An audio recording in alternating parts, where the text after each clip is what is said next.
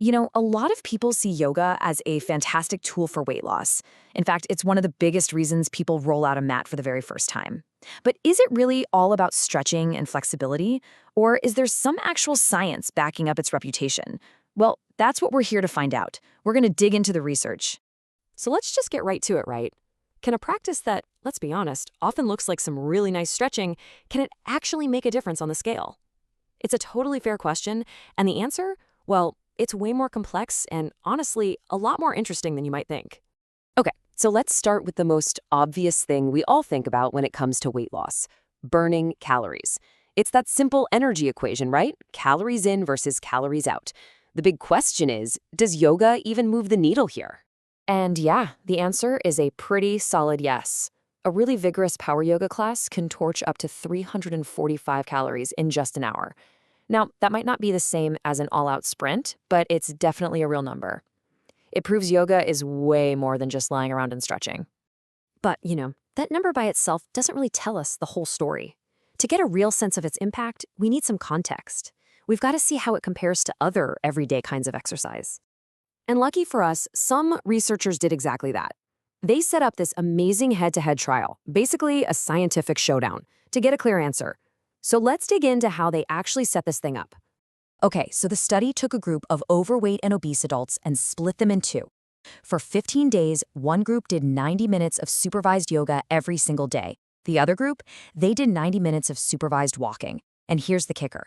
Both groups were on the exact same calorie-controlled diet. That's super important because it isolates the effect of the exercise itself. So what happened? The results were, honestly, pretty surprising.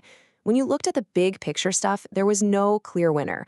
Both the yoga group and the walking group saw major drops in their BMI, in their waist size, and in their total cholesterol. On paper, they looked equally good for weight loss. But when the scientists zoomed in and looked at the types of fat in the blood, things got a little more interesting. The yoga group saw a big drop in their LDL, that's the bad cholesterol that can cause blockages. The walking group, on the other hand, had a bigger drop in triglycerides, which is another kind of fat our body uses for energy. So what this tells us is that even though the scale might have shown similar results, the two activities were changing the body in really different ways. Okay, so the study says yoga's basically just as good as walking. Case closed, right? Well, not so fast. This is where the plot thickens. Science writers who've reviewed tons of studies have pointed out that the direct, hard evidence for yoga causing weight loss is, well, it's surprisingly weak. And that contradiction? That's a massive clue. It tells us that if yoga is working, it's not just about the calories you burn on the mat. Something else must be going on. And that brings us to the real secret sauce here, the hidden mechanism. This is the big aha moment of the whole story. Because the secret to yoga's power might not be in your muscles at all, but in your hormones. Specifically, a hormone called cortisol. So if it's not some kind of supercharged calorie-burning machine, and it doesn't necessarily build more muscle than lifting weights, then what is its secret ingredient for managing weight? Well, the answer seems to lie in how it messes with our body's stress response. Meet cortisol. You've probably heard it called the stress hormone. Think of it like your body's built-in alarm system. When you get stressed out, your body just floods your system with cortisol to get you ready for fight or flight. And to do that, it dumps a bunch of energy, like sugar, into your bloodstream. And that has a huge effect on your metabolism, and this is the key part, your food cravings. So here's how that chain reaction works. First off, study after study shows that yoga is amazing at lowering cortisol levels. With less of that stress hormone floating around, your body stops getting that emergency signal to dump sugar into your system. And that hormonal chill out is everything. It dials down those intense, stress-driven cravings for junk food. The end result is that you're not constantly fighting your own biology, and your eating habits can just naturally find a healthier balance. Okay, so that's the theory. It sounds great, right? But what does this actually look like in the real world? And, just as important, are there any downsides we need to know about? Let's get a quick reality check on what a yoga practice for weight management actually involves. So, in a real class geared towards this stuff, you'd probably start with something dynamic, like sun salutations. The whole point is to build some heat and get your heart rate up. Then you'd move into the main part of the practice. This is where you'd focus on powerful, strength-building poses, like the Warrior Series, which really light up your biggest muscle groups. And every single class wraps up with a deep relaxation in Savasana, or corpse pose. And listen, this is not just about catching your breath. This is the moment where you're actively telling your body, hey, it's time to lower those cortisol levels. It's where you seal the deal on that mind-body connection. But let's be real, it's not a magic pill. Like any physical activity, you can get injured if you push too hard. And remember that head-to-head study?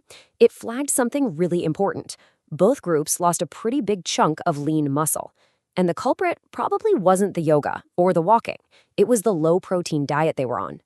It's just a huge reminder that yoga doesn't exist in a bubble. Your nutrition is every bit as important. And of course, to get any of these benefits, you've got to be consistent. All right, so after looking at the calories, the science, the hormones, and the real-world practicalities, what's the final word? What's the verdict on yoga for weight loss? Here's the mini takeaway. Yoga's real superpower for weight management isn't the workout, it's the work in. By bringing down cortisol, it goes straight for the biological trigger of stress eating. It makes you more mindful, so you actually start to notice your body's signals, like the difference between real hunger and just a passing craving. This all leads to a massive, powerful shift in your entire relationship with food. So yeah, yoga can absolutely be an effective tool for managing your weight. But its greatest strength isn't that it's a better calorie-burning machine. Its true power is in the holistic way it changes your mind, your stress, and ultimately your behavior around food and taking care of yourself. It's a system for rebalancing your whole self from the inside out. And that kind of leaves us with one final thought. We spend so much time focusing on the physical tactics of weight loss, the diets, the reps, the miles on the treadmill. But what if the most powerful, the most sustainable approach isn't about forcing your body to change, but about fundamentally changing your relationship with your body? Now, that is the real science of yoga.